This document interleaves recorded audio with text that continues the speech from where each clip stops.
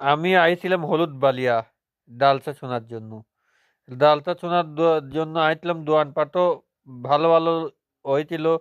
তবে আমি একটা জিনিস খারাপ লাগিতে, এখানে গরিব দুঃখী মানুষ আছে, হয়তো ভিক্ষি চাওয়ার লেগে অনেক লোকই আছে সিরিয়াল দলি, অনেকেই পাচ্ছে অনেকেই পাচ্ছে না।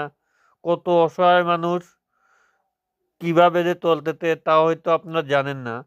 তাদেরকে সাহায্য করা হয়তো আপনার উচিত, কিন্তু হয়তো আমরা করি না এই জন্য যে তারা দেখা যাচ্ছে কি কষ্ট হলে খাচ্ছে, আমার কাছে টেকাটার পরেও আমরা দিতে পারতেছি না।